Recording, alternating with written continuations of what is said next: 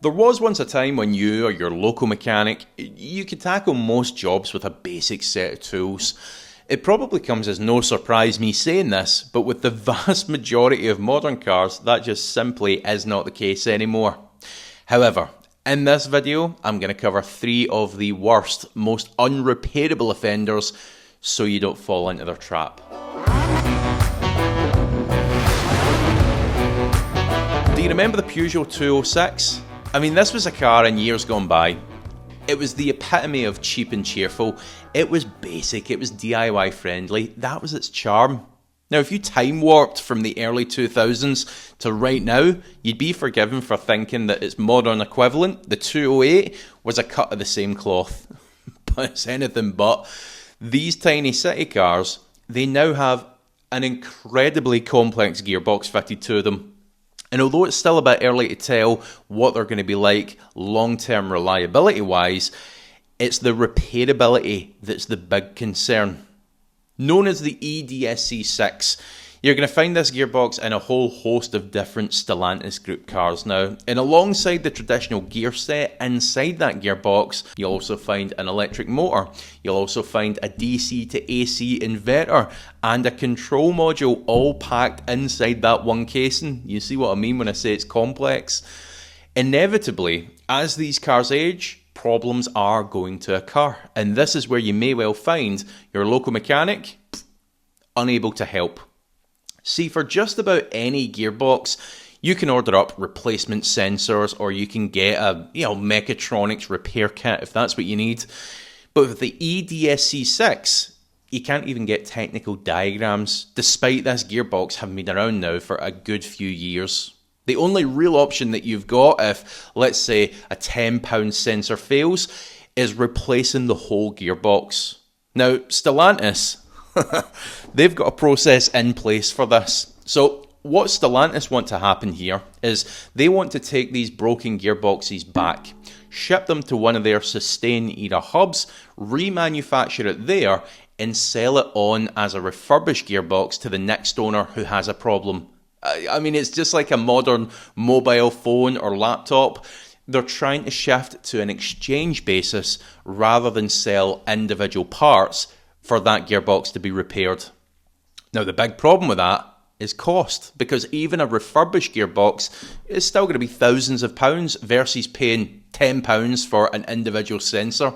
Okay, maybe £50 or £100, but still a lot better than having to pay for a full refurbished gearbox. Now, I'm not naive. I appreciate eventually it's likely that we're going to see parts for these from the aftermarket manufacturers, but it's going to take time. The first reason for this is the sheer complexity of this gearbox. So I mean, a run-of-the-mill machine shop, they could reverse engineer and produce spares for, let's say, a basic manual gearbox in no time at all. But the complexity of this 48-volt EDSC6, it adds complications. And on top of that, any company remanufacturing parts for this, they're going to need to navigate the legal side, not infringe on Stellantis' patents, and find ways around the software blocks as well. The big question is, 6 or 7 years down the line, when these cars are worth half what they are now, is there still going to be an economical case for them? Or are we going to wind up scrapping cars because a £10 sensor failed? Next, let's talk about BMW. Now, I could name a model here, but honestly, this is going to apply to 95% of their models from the past 2 or 3 years. BMW, they've become the brand which is infamous for being particularly unfriendly for DIY repairers. From proprietary screws to pushing back on right-to-repair legislation and now NCD 2.0. Now, what this stands for is New Coding Data 2.0, and it's their way of stopping unauthorized parts or workshops from working on their cars. So for the past decade or thereabouts, this idea that we have to code parts into cars, it's become a necessary evil, not just with BMW, with a whole host of manufacturers. Anything that's relatively modern, chances are you need to code parts to it. It's something we've just had to get used to, but thankfully, it's been simple enough. Let me give you an example. So if we replace a headlight, for instance, in the past, you'd swap the headlight, you'd use the correct software to code it to the car, it then turns on, job done. However, what happens with NCD 2.0 is that process of coding is no longer just between your laptop and the car. When it's initiated, it essentially phones home back to BMW's servers in Germany to authenticate both the car's VIN and the authenticity of the part that you've just fitted. If it deems everything's in order, it'll apply a digital signature and essentially greenlight that part to work. If it doesn't, that part's not going to work. For a DIYer, just forget about going through the official channels here. It's just too difficult at this point. For an independent garage, yeah, it's possible with the correct training, a subscription to BMW's back-end service, and thousands of pounds of equipment. For many, the juice just won't be worth the squeeze. These blockades will mean that for a lot of workshops, they're just not going to bother anymore, which is exactly what they want them to do. Think it's not worth the hassle. So those cars will then continue to go back to the main dealer, and the main dealer only for service. And often the response at this point is, well, yeah, that is the case, but you can just use this piece of cracked software or this fake eBay scanner and bypass the BMW servers. And I appreciate that might occasionally work, but it's no way for a professional business to be operating. Imagine that fake unsupported scanner or piece of software bricks a customer's £90,000 car. Any garage that's willing to take that risk is doing so at your expense, in my opinion. The only reliable, supported way of going about coding parts is via BMW's own systems, unfortunately. Now, the final addition to this list, it isn't a car or one particular brand, but rather a collection of brands. And I did make a video on this quite recently, but I felt they had to be included in this video as well. It's the Chinese collective, which are very rapidly filling up our UK roads.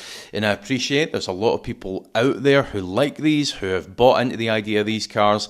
But it is incredibly important to think about, well, is your local mechanic going to be able to support it? Are you going to be able to keep the thing on the road? Where Stellantis are blocking repairs by design and BMW are doing it via software, the problem with these brands, somewhat unintentionally, is their delayed part supply. The issue that we've got here is for many of these brands, they're still in their infancy. It's still early days for them. So they're very production constrained, meaning the parts that they do have, they tend to push them towards the cars that are rolling off the production line, not the ones that are already out there on the roads in the hands of customers. I mean, if you look at brands like, let's say, Ford or Honda, any other big brand, they've had decades to build a reliable, expedient dealer network, which means most parts, well, you can get them in a couple of days tops.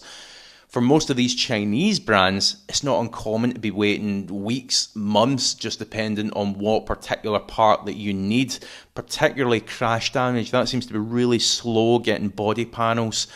And without the parts, there isn't much that even the best mechanic in the world can do. You're going to be constrained by the speed at which you can get your hands on those parts.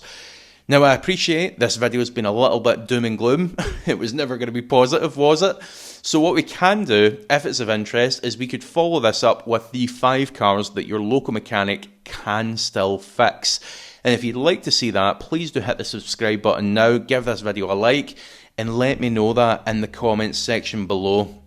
And one final thing, do bear in mind, if you're thinking about buying a car soon, is that all our channel viewers get 20% off vehicle score HPI checks. So if you are planning on buying a car, use that. And although it can't quite score the reliability, it's a good idea actually, maybe we'll bring that up with them, it will show you all the key information, like if it's got outstanding finance or hidden salvage history, amongst a host of other information you're going to want to know. As ever, thank you so much for watching, and I'll see you in a few days' time.